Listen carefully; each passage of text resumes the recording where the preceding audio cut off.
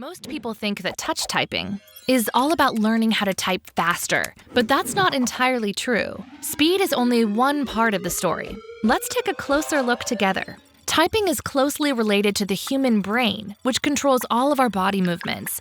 But the brain hasn't always been as powerful as it is today. The evolution of our brain can be compared to the construction of a castle over a really long period of time, where every once in a while, a new room is added on top of the other rooms, making the lower parts of the castle older and the upper parts newer.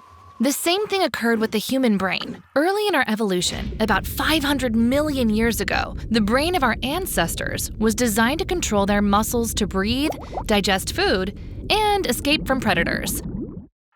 But then, as time went on, the brain matured and developed to become the most efficient and powerful organ in the human body.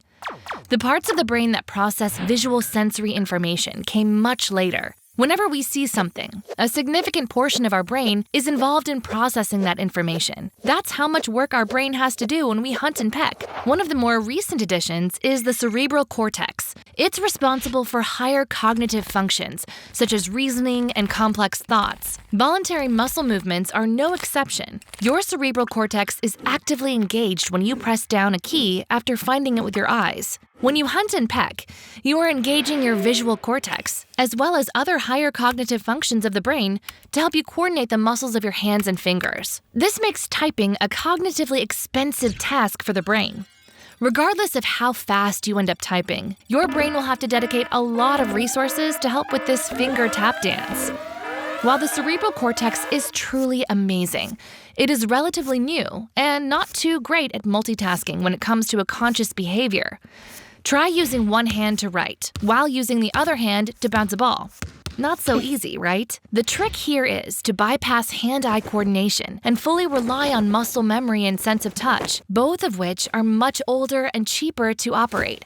Muscle memory and sense of touch are masterful partners in this game. In fact, they perform similar tasks on a daily basis. Thanks to them, we can chew without biting our tongues and walk without tripping over our own feet. Once your muscle memory is developed enough to know where each key is on the keyboard, the higher cognitive parts of the brain can focus on more important tasks in hand. Whenever your brain receives the signal to type a certain word, the lower parts of the brain will automatically handle the job. With enough practice, touch typing becomes completely effortless. You'll feel as if the keyboard has become a natural extension of your body. If you learn to touch type correctly, you won't even realize your fingers are at work. The words will just keep popping up on the screen like someone else is typing them for you. But don't be fooled, it's still you.